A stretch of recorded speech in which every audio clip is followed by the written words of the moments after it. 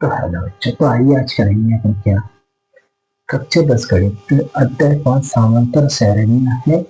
प्रश्न में अपने पास 5.1 का 5.1 इसको करेंगे अपन दो पार्ट में। ठीक है, पहला पार्ट में करेंगे, जो बचेगा वो दूसरे पार्ट में करेंगे। तो अपन समझते हैं कि एक एफी क्या होता है। इसमें क्या है, समांतर श्रेणी। तो एफी का मतलब क्या होता है, अर्थमेटिक प्रोग्रेशन। क्या होता है, अर्थमेटिक प्रोग्रेशन। क्या होता है, ARIT, टी के बाद में क्या आएगा, HMET, अर्थमेटिक प्रोग्रेशन। यानी प्रो PROGRESSION,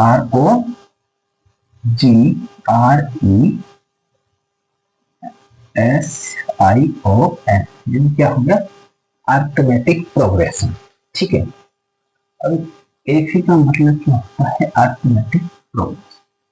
ये कितने प्रकार का होता है, तो ये दो प्रकार का होता है।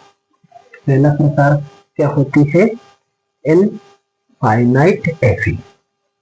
तो एक क्या होती है, फाइनाइट एफी और एक इनफाइनाइट। एफ आई फाइनाइट फाइनाइट एफी क्या होती है, फाइनाइट एफी। ठीक है, एक फाइनाइट एफी और एक होती है इनफाइनाइट एफी। जैसे कि इनफाइनाइट एफी और इनफाइनाइट एफी, तो ये होती है परिमित एफी, परिमित एफी। तो ये होती है अपरिमित एफी, अपरिमित एफी। ठीक है, क्या होती है, अपरिमित एफी। ठीक है, जैसे कि परिमित एफी में क्या होता है, जैसे कि कोई उदाहरण लेते हैं अपन। जैसे देखो एग्जाम्पल, जैसे कोई एपी अपने पास क्या होगा, जैसे 2 4 6 8। ठीक है, और दूसरा ले लेते हैं 4 8 12 16। एक और ले लेते हैं, जैसे 3 6 9 और डैश डैश करके जा रहा है, कितना हो जाएगा 15। जैसे कि परिमित एपी में क्या होता है कि हमको अंतिम पद दिया रहता है। क्या दिया रहता है, अंतिम पद दिया रहता है। जबकि अपरिमित एफी में अंतिम पद नहीं दिया रहता है। जैसे 2 4 6 10 10 10 ऐसे करके जाता रहता है। दूसरा ले लेते हैं 4 8 12 16 और ऐसे 10 10 आगे जाता रहता है। तो अपन पता नहीं रहते हैं कितने पद होते हैं। और फाइनाइट एपी में क्या रहता है, और जैसे अंतिम पद दिया रहता है तो पता रहता है कि अंतिम पद कौन सा है। इसमें एनवा पद का मतलब इसमें पद नहीं दिया रहता है। ठीक है, जैसे कि अब देखो ए बराबर क्या होता है, प्रथम पद होता है। क्या होता है, प्रथम पद।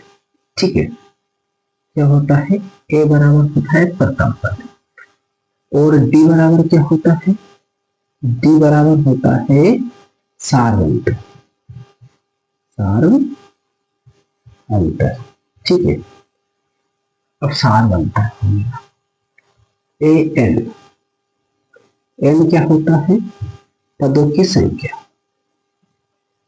पदों की संख्या। ठीक है, क्या होता है, पदों की संख्या। और ए एन क्या होता है, ए एन होता है एन बा पद। जैसे मान ए 10 है, तो ये क्या है, इसके जगह पे आएगा एन की जगह पे, यानी कौन सा पद है, एन जो है ना कौन सा 10वां पद है, ठीक है। तो यहाँ पे आ जाएगा। और ए एन का फॉर्मूला क्या होता है, ए एन का फॉर्मूला होता है, क्या होता है ए एन का फॉर्मूला, ये आगे देखेंगे। पहले क्या, ए एन का फॉर्मूला होता है क्या, ए प्लस एन माइनस वन और इंटू में टी रहता है। ये क्या रहता है, ए एन का फॉर्मूला। जैसे कि मान लो अपने को पहला ये कौन सा 10वां पद है, कौन सा है 10वां पद। मान लो अपने तीसरा पद यानी ए 3वां पद निकालना है, तो कैसे निकालेंगे, ए लिखेंगे प्लस 3 है, एक कम कर देंगे, 3 में से कम करेंगे तो कितना आएगा 2 और इंटू में कर देंगे डी। तो ये कौन सा पद आ जाएगा अपने पास, ए 3 यानी तीसरा पद निकल के आ जाएगा। और अच्छे समझेंगे, एक एक क्वेश्चन लेते हैं उसमें समझते चलेंगे, ठीक है। पहले इसको साफ करते हैं और एक क्वेश्चन लेते हैं पहले।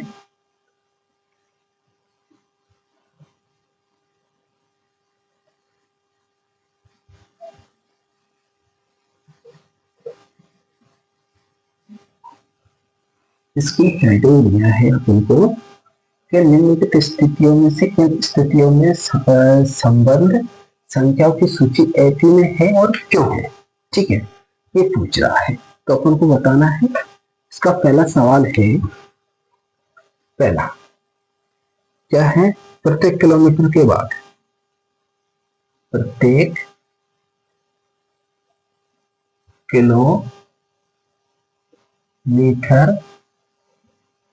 के बाद, प्रत्येक किलोमीटर के बाद टैक्सी का किराया, टैक्सी का किराया, टैक्सी का किराया जबकि प्रथम किलोमीटर के लिए, जबकि प्रथम किलोमीटर के लिए, प्रथम किलोमीटर के लिए किराया कितना है, 15 रुपए, ठीक है, 15 रुपए है प्रत्येक अतिरिक्त किलोमीटर के लिए किराया। और प्रत्येक अतिरिक्त यानी अतिरिक्त किलोमीटर के लिए किराया क्या है, 8 रुपए। तो अपन को बताना है ये सूची ऐसी में है कि नहीं है, ठीक है। तो चलो देखते हैं। प्रत्येक किलोमीटर के बाद टैक्सी का किराया जबकि प्रथम किलोमीटर के लिए किराया है 15 रुपए और प्रत्येक अतिरिक्त किलोमीटर के लिए किराया है 8 रुपए। मान लो अपने ये टैक्सी यहाँ पे, यहाँ से जाएंगे यहाँ तक, ठीक है। जैसे अपन बैठेंगे टैक्सी में, यहाँ से चलेगी, कितनी चलेगी, यहाँ से चालू करेगी तो यहाँ तक आएगी तो कितना हो जाएगा, ये हो जाएगा 1 किलोमीटर। तो यहाँ से यहाँ तक के लिए कितना रुपये दिए अपन ने, 15, ठीक है, कितना 15। अब देखो दूसरा किलोमीटर के चलेंगे तो 2 किलोमीटर हो जाएगी, 15 रुपये तो ये आपके लगेंगे और 8 रुपया एक्स्ट्रा लगेगा यानी 8। तो कितना हो जाएगा, 8 और 5 23 रुपये हो जाएंगे। फिर चलेंगे 3 किलोमीटर, 3 किलोमीटर तो 23 तो ये है अपना, 8 रुपये और लगेंगे तो कितना हो जाएंगे, 31, कितना हो जाएगा 31 रुपये हो जाएंगे। पर जैसे ही आगे चलेंगे 4 किलोमीटर, फिर लगेगा 31 और 8 कितने हो जाएंगे, ये हो जाएगा 39, ठीक है। ऐसे ही बढ़ता चला जाएगा। तो अपन यहाँ लिख देते हैं, क्या लिखेंगे, हद लिखेंगे, ठीक है, लिख देते हैं माना, क्या लिखेंगे, माना प्रत्येक किलोमीटर के लिए टैक्सी का किराया, माना कि प्रथम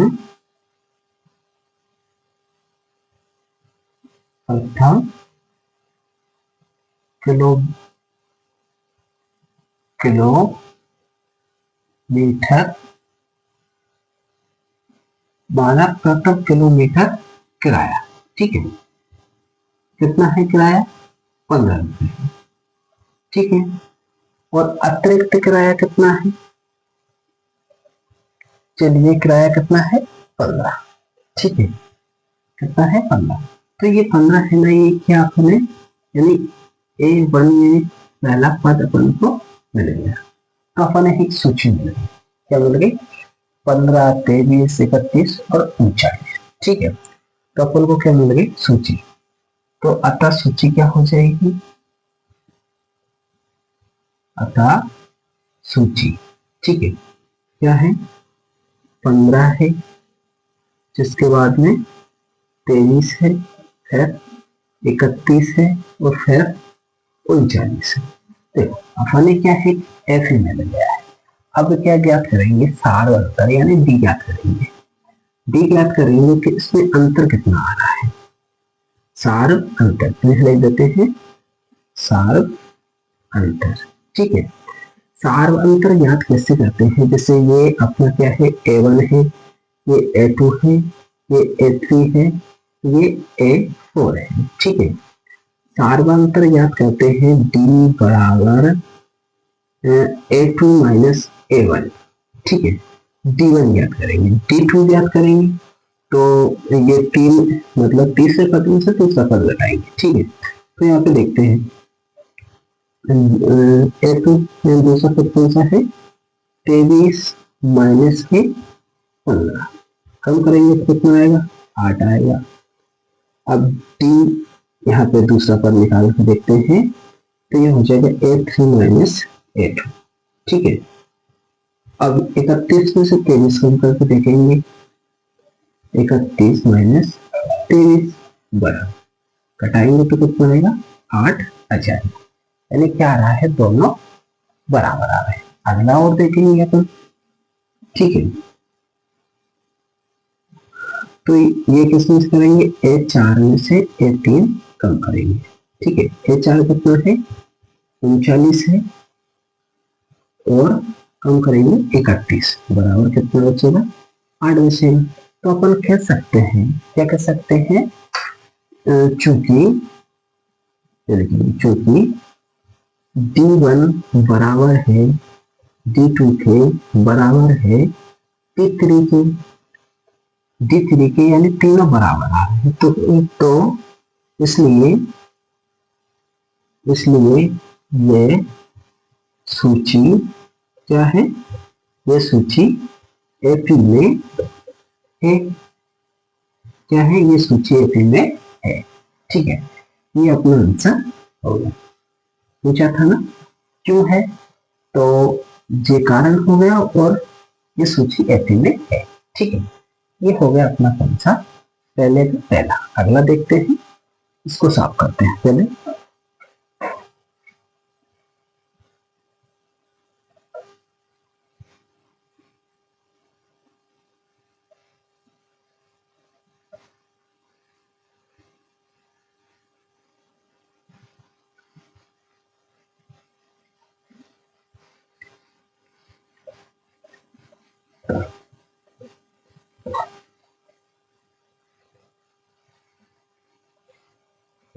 देखो दूसरा सवाल है अपने पास, किसी बेलन में उपस्थित हवा की मात्रा।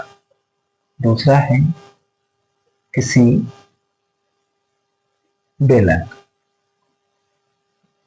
बेलन या फिर सिलेंडर में, बेलन में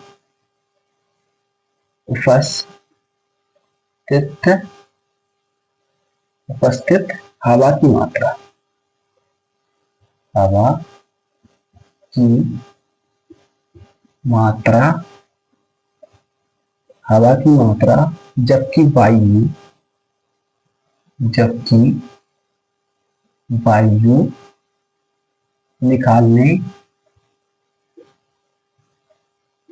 निकालने वाला पंप प्रत्येक बार प्रत्येक बार प्रत्येक बार बेलन की शेष हवा का 1/4 भाग बाहर निकालता है बाहर निकाल देता है। ठीक है, ये सवाल है आपके पास। क्या है? बेलन में हवा की मात्रा निकाल देता है। तो अब यहाँ पे देखो क्या करना है। एक बेलन है, बेलन बना लेते हैं पहले। ठीक है, बेलन मान सिलेंडर। ठीक है, ये क्या करता है, कोई पंप लगा है। ठीक है, ये जैसे ही एक बार आता है तो कितनी हवा बाहर निकालता है? 1/4 बार। ठीक है, तो यहाँ पे लिखेंगे हल। लिखेंगे हल। अब मान लेते हैं, माना कि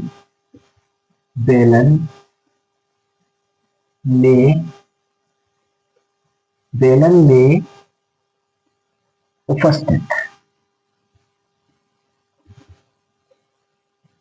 हवा की मात्रा, मान लेते हैं 1/4 भाग जो है ना, एक बार दबाने से बाहर निकल रहा है। तो मान लेते हैं हवा कितनी है, तो हवा मान लेते हैं 1। ठीक है, क्या मान लिया? 1। अब आगे ये क्या जाएगा, 1 बराबर हो जाएगा 1, यानी प्रथम पद हो जाएगा। अब देखो क्या करता है कि ठीक है, हवा का लिखते हैं, हवा का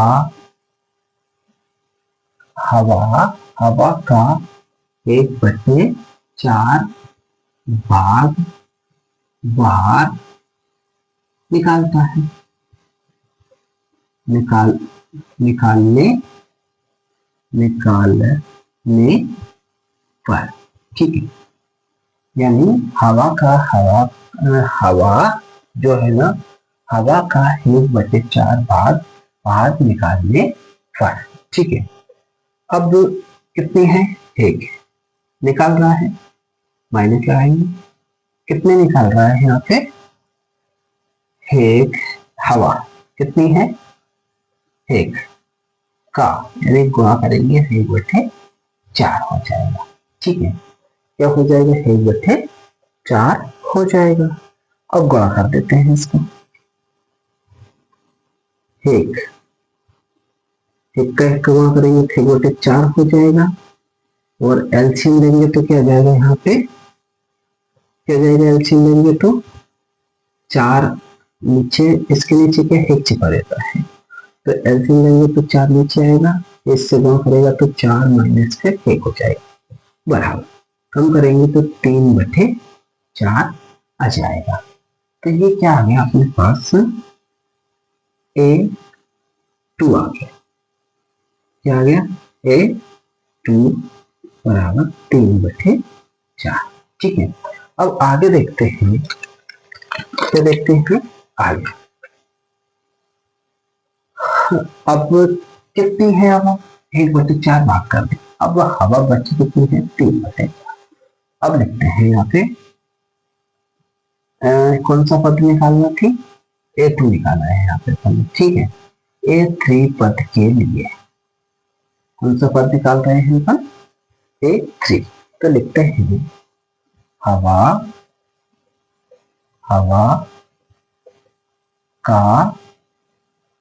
जो है, हवा का 1/4 भाग बार करने पर या निकालने पर। ठीक है, निकालने 5। अब कितनी हवा इसमें, तो 3/4 हवा है, 3/4 माइनस कितने निकालेंगे, कितनी हवा है, 3/4 जो हवा का कितना निकाल रहा है, 1/4 निकाल रहा है। इसका एलसीएम ले लेते हैं अपन, तो एलसीएम क्या आएगा यहाँ पे, क्या आएगा एलसीएम, ये तो ऐसा कैसे रहेगा, 3/4 गुणा करेंगे तो क्या हो जाएगा, 3 और माइनस है, नीचे हो जाएगा 16।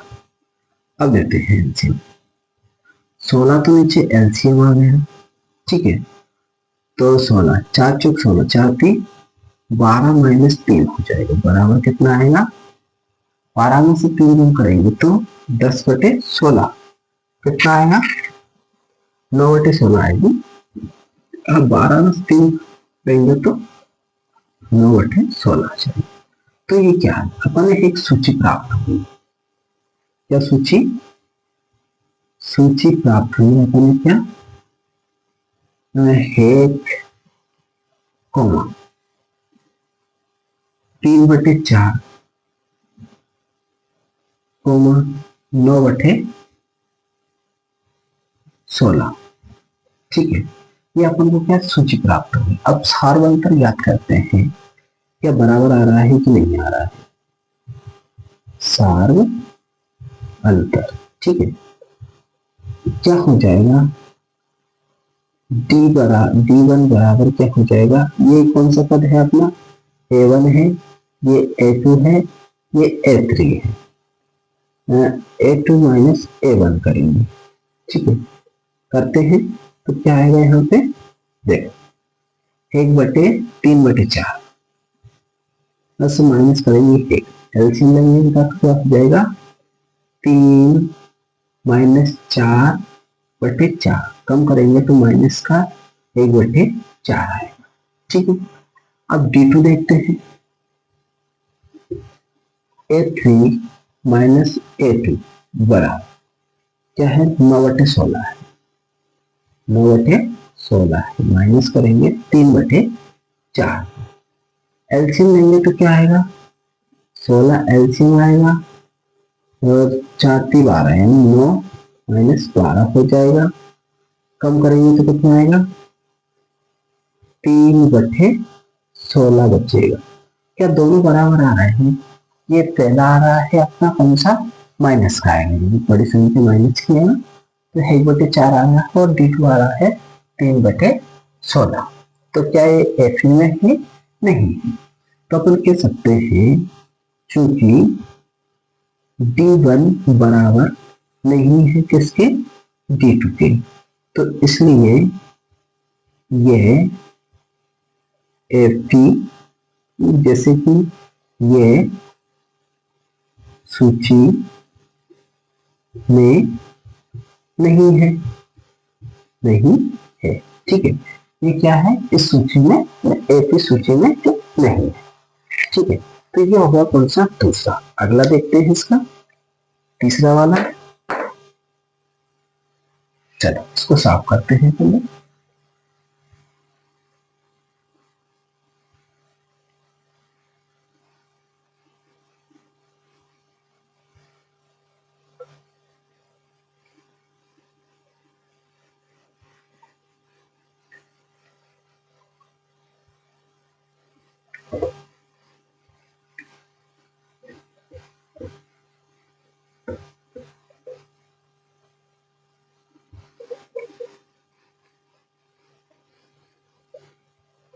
अगला सवाल देखते हैं इसका, तीसरा वाला, ठीक है, तीसरा सवाल है, प्रत्येक मीटर की खुदाई के लिए, प्रत्येक मीटर खुदाई के लिए, प्रत्येक मीटर खुदाई के बाद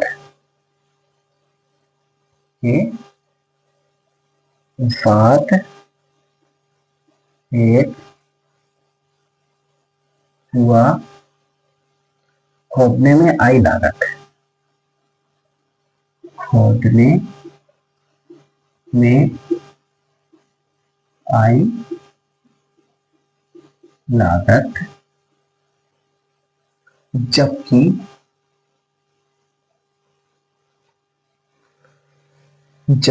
प्रति मीटर खुदाई की लागत, जबकि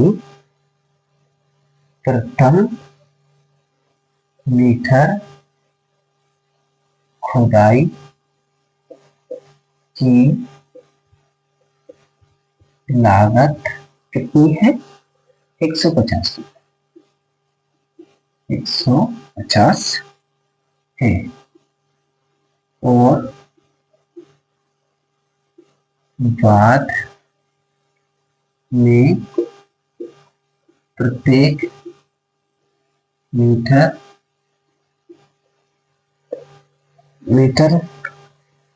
खुदाई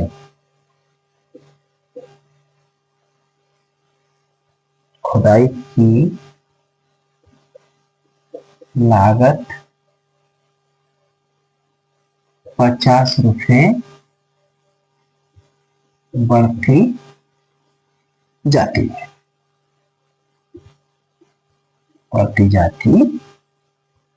है, ठीक है। करो, इसको करते हैं। चलो देखो पहले,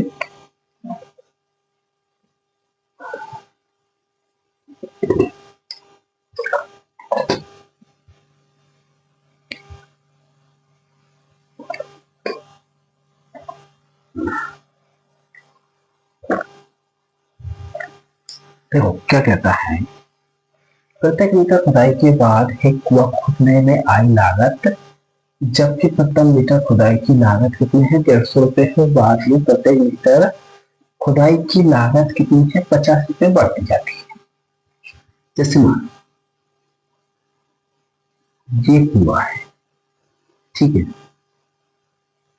ये क्या है? कुआं है। 1 मीटर यहां से यहां तक खोदा, कितने रुपए लागत आई इसकी? 150 रुपए। जैसे 1 मीटर खोदा तो कितनी आई? 150 रुपए 1 मीटर। अब वो उसने 2 मीटर खोदा तो 150 रुपए तो ये आएगी, लेकिन 50 रुपए और आ जाएगी, यानी कितना हो जाएगा? 200 रुपए इसकी हो जाएगी। फिर आगे बढ़ेगा, 2 मीटर में कितने हो गए? 200। 3 मीटर खोदेगा तो 200 तो ये है, क्या है? 200 तो ये है, 50 और बढ़ जाएगा तो कितना हो जाएगा? 250, ठीक है। ये 3 मीटर पे हो जाएगा। अब ऐसे ही बढ़ेगा और तो 4 मीटर पे जाएगा तो 250, तो ये है 250 प्लस 50 कितना हो जाएगा? 300 हो जाएगा। 4 मीटर पे 300 ऐसे ही जाएगा तो 50-50 रुपए इसकी लागत बढ़ती जाएगी। तो अपन करते हैं, इसको लिखेंगे हल। माना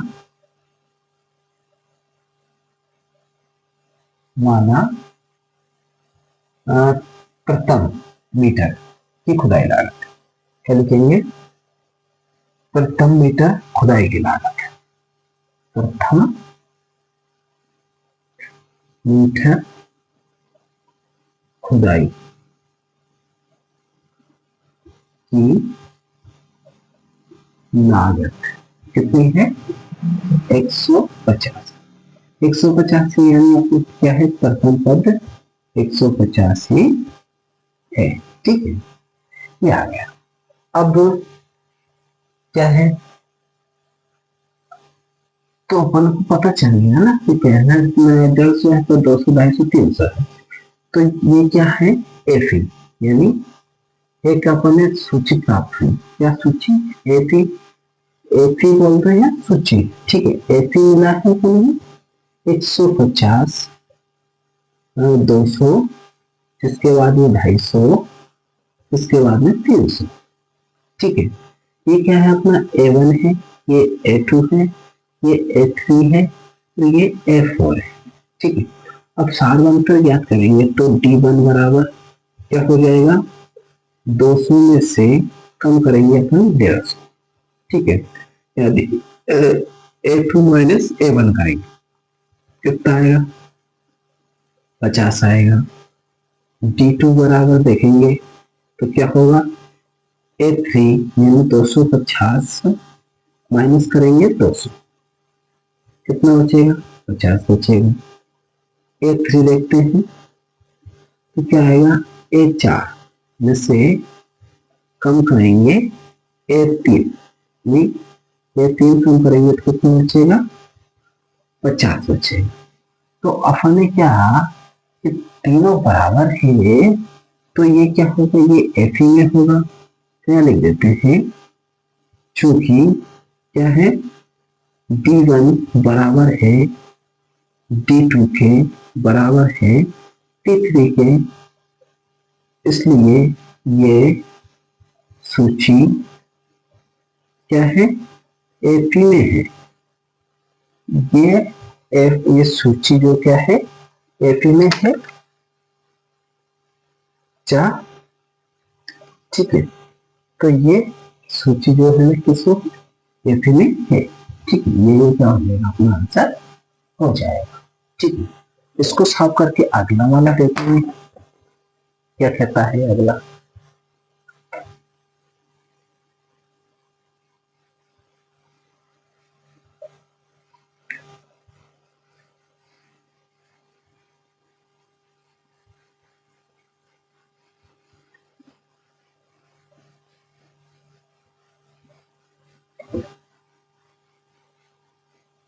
देखो, अगला क्वेश्चन है अपने पास,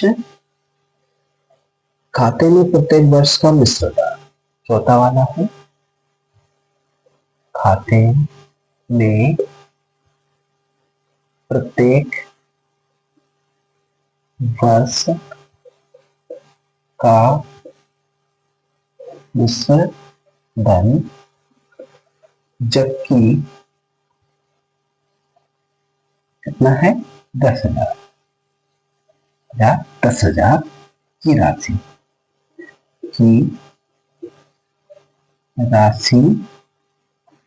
8%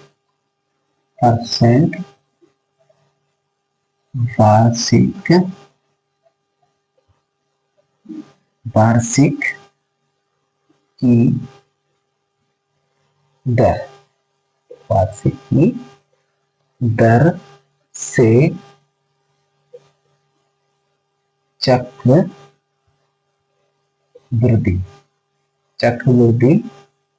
ब्याज पर जमा की जाती है।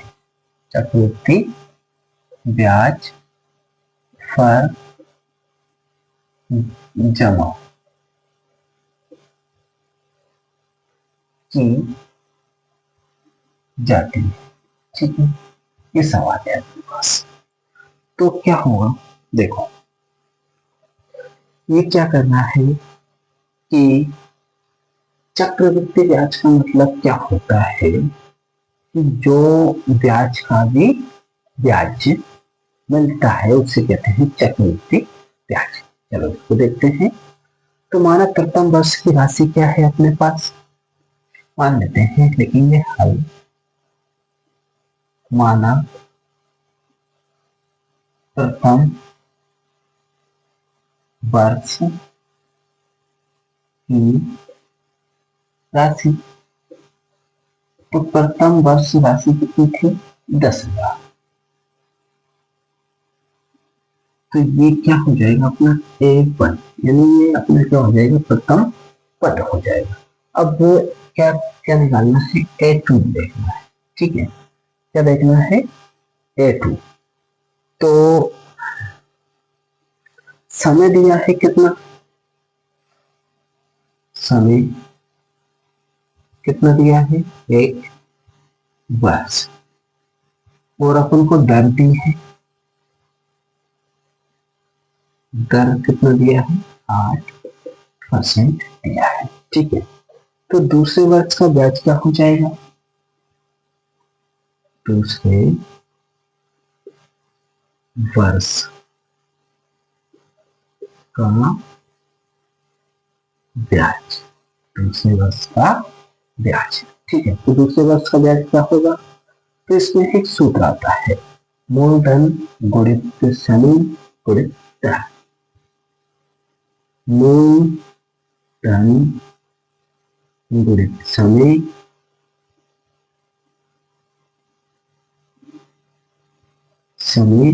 इंटू दर, ठीक है। और बटे में कितना जाएगा, 100 बटे में जाएगा। तो अब यहाँ पे देखते हैं मूलधन कितना दिया है तुमको, 10,000, ठीक है। कई बाई सैकड़ा हजार 10,000 इंटू समय कितना दिया है, 1 वर्ष।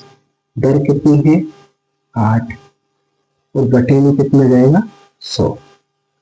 इस 2 जीरो से 2 जीरो कट जाएगी, बचेगा कितना, 8। तो अपना आंसर कितना जाएगा, 800। 8 का गुण 100 में करेंगे तो कितना आएगा, 800। तो अब क्या जाएगा, ये तो आ गया। अब दूसरे वर्ष का क्या हो जाएगा, दूसरे वर्ष की राशि या मूलधन क्या हो जाएगा, यह लिखते हैं दूसरे वर्ष की राशि। देखो पहले कितनी थी, 10,000, ठीक है। अपन ने ब्याज इकाई दर सैकड़ा हजार 10, ठीक है। 800 रुपये क्या मिल गया, ब्याज मिल गया, ठीक है। तो कितना हो जाएगा, ये हो जाएगा 10,800, ठीक है। ये क्या हो जाएगा, 10,800, यानी ये क्या आ गया अपने पास, A2 आ गया है, ठीक। अगला देखते हैं, दूसरे वर्ष का होगा, तीसरे वर्ष का ब्याज देखते हैं। तीसरे वर्ष का ब्याज, तीसरे वर्ष का ब्याज, ठीक है। अब जो खर्च क्या है, क्या है, यही मूलधन गुणित समय गुणित दर। तो मूलधन अब कितना है, 10,800 है। समय वही रहेगा 1 वर्ष, और दर वही रहेगी 8, और बटे में कितना आएगा, 100, ठीक है।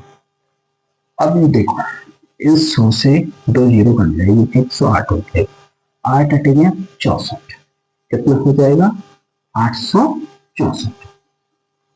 800 कितना आएगा, 864 आ जाएगा।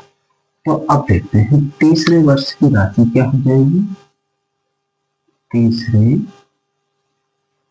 वर्ष की राशि, ठीक है। तीसरे वर्ष की राशि क्या हो जाएगी, 10,800 पहले थी, प्लस 864 होगा, यानी ब्याज मिलेगा। तो क्या हो जाएगा, 8 दूनी 16, 8 2 16, और 64 का 64, यानी 11,664 हो जाएगा, ठीक है। ये क्या हो जाएगा, A3। तो यहाँ पे लिख देते हैं A3 क्या हो जाएगा, 10,000 है अपने पास, जिसके बाद में 10,800 है, फिर 11,664 है। अब इसका सार मंथन याद करके देखते हैं क्या बराबर आ रहा है कि नहीं आ रहा है, ठीक है। तो D1 इसमें से ये बताएंगे, 10,800 में से माइनस करेंगे 10,000, तो क्या आएंगे, 800 आएगा, ठीक है। अब D2 देखेंगे, बराबर कितना है, 11,664 माइनस करेंगे 10,800, कम करेंगे तो कितना आएगा, तो ये आ जाएगा 15, 64 का 64 ही रहेगा, और 16 में से 8 कम करेंगे तो 8 और 0 की 0 बचे, यानी 864 आया है। क्या दोनों बराबर है, नहीं। तो कह सकते हैं क्योंकि D1 बराबर नहीं है इसके D2 के, तो ये इसलिए ये सूची किसमें नहीं है, F में नहीं है, ठीक है। ये क्या है, F में नहीं है, इसमें नहीं है, F में नहीं है। तो चलो ये हो गया। अब इसका देखेंगे अगला वाला, ठीक है। इसको साफ कर देते हैं।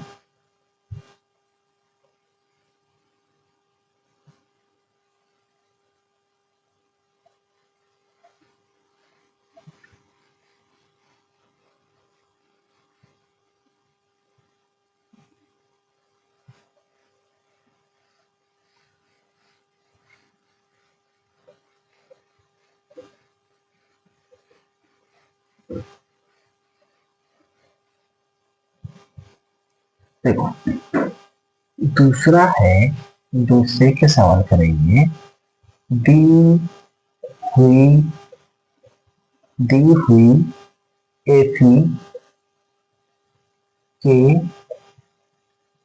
प्रथम 4 पद लिखिए। प्रथम 4 पद लिखिए। 4 पद लिखिए, जबकि प्रथम पद ए और सार अंतर डी है। ठीक है, ये दिया है। इसका देखो, पहला सवाल दिया है, पहला है ए बराबर कितना दिया है 10 और डी बराबर दिया है 10, यानी दोनों बराबर दिया है। तो अपन को क्या करना है, एपी के प्रथम 4 पद याद करना है।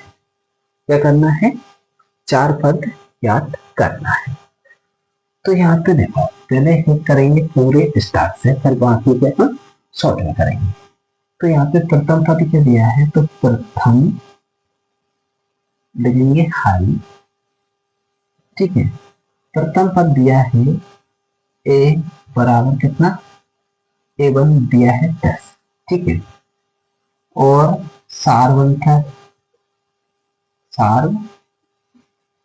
अंतर दिया है डी बराबर 10। ठीक है, ये सारवंतर दिया है अपन को। एपी का व्यापक रूप क्या होता है पता है क्या, तो यहाँ पे लिखते हैं एपी का व्यापक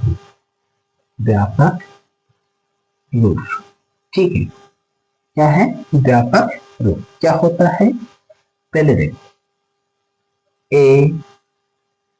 ए प्लस डी, ए प्लस 2 डी, ए प्लस 3 डी। ठीक है, कितने पद की बात हो रही है, 4 पद की। तो अपन 4 पद तक करेंगे, आगे की बोलते तो आगे पहला पद, दूसरा पद, तीसरा पद, चौथा पद हो गया। तो ए का मान तो दिया है कितना 10। ठीक है, ए का मान 10 प्लस डी का मान 10 है, ए का मान 10 plus 2 into 10 comma 10 plus 3 into 10। ठीक है, ये दिया है। अब देखो, ये 10 है, 10 और 10 ये कितने हो जाएंगे, 20 हो जाएंगे। देखो 2 का गुणा 10 से करेंगे तो कितना होगा 20, 20 और 10 कितने हो जाएंगे 30 हो जाएगा। 10 ये ही, 3 का गुणा 10 से करेंगे तो कितना होगा 30, और 10 कितना हो जाएगा 40। तो ये क्या आ गई अपने पास, एक एफी आ गया है। यही क्या हो जाएगा, अपना आंसर हो जाएगा। ठीक है, अगला देखते हैं इसका दूसरा क्या है। दूसरा माइनस के 2 और डी बराबर 0। ए बराबर दिया है माइनस के 2 और डी बराबर दिया है 0। ठीक है, इसके लिए क्या करना है, 4 पद ज्ञात करना है। तो व्यापक रूप क्या होता है, व्यापक रूप ए प्लस डी, ए प्लस 2d, ए प्लस 3d। ठीक है, ए का मान दिया है माइनस का 2 प्लस ए का मान माइनस का 2 प्लस डी की जगह पे 0 रखेंगे। ए का मान माइनस का 2 है, प्लस 2 इंटू 0 करेंगे, प्लस माइनस के 2 प्लस 3 इंटू 0 करेंगे। तो यहाँ पे देखते हैं, ये माइनस का 2, ये भी माइनस का 2, 0 जोड़ेंगे तो कोई अंतर नहीं पड़ेगा। अब 2 का गुणा 0 से करेंगे तो क्या होगा 0 हो जाएगा। तो बचेगा क्या आपके पास, माइनस के 2 बचेंगे। इधर देखो 3 का गुणा 0 से करेंगे तो 0 हो जाएगा, बचेगा क्या माइनस का 2। तो अपने पास एफी क्या आया है, एफी -2 -2 -2 क्या आया है -2 यही क्या रहेगा अपना आंसर हो जाएगा। ठीक है, अगला देखते हैं। तीसरा वाला, ए का मान दिया है 4, डी का मान -3। ये दूसरा था, ये तीसरा है। या फिर ए का मान दिया है कितना, ए का मान 4 और डी का मान -3। ए का मान 4 और डी का मान -3 दिया है। ठीक है, व्यापक रूप देखते हैं इसका। ए कोमा ए प्लस डी कोमा ए प्लस 2 डी कोमा ए प्लस 3 डी। ठीक है, ये हो गया। तो ए का मान कितना है, 4 है, 4 प्लस डी का मान -3 है। ठीक है, ए का मान कितना है, 4 प्लस 2, डी का मान -3 है, ए का मान है 4 प्लस 3 इंटू -3। ये 4 तो ऐसा कैसे है, 4 -3 कम करेंगे तो कितना आएगा, 1 आ जाएगा। आगे चलते हैं, 4 ही है, 3 में 6 हो जाएगा। तो ये क्या हो जाएगा, 4 -6 इधर क्या हो जाएगा, 3 फिर का 9, यानी 4 -2 कम करते हैं। 4 कोमा 1 कोमा 6 में से 4 कम करेंगे तो कितना बचेगा, -2 बचेगा। ठीक, और ये 9 में से 4 कम करेंगे तो माइनस के बचेंगे 5। यही क्या हो जाएगा, अपना एफ ही आ जाएगा। यही क्या हो जाएगा, आंसर हो जाएगा अपना। तो ये भी होगा। अब अगला देखते हैं इसका, पहले इनको साफ कर देते हैं। ठीक है,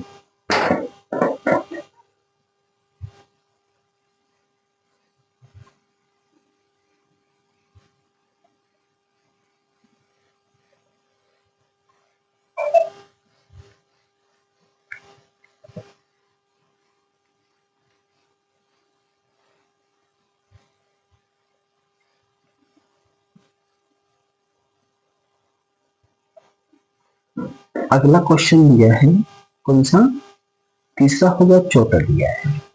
चौथा है क्या, ए बराबर माइनस का 1, ए बराबर -1 और डी बराबर 1/2 दिया है। डी बराबर दिया है 1/2। ठीक है, अब इसका व्यापक रूप देखते हैं हम। चलो देखो, इसका व्यापक रूप क्या आएगा।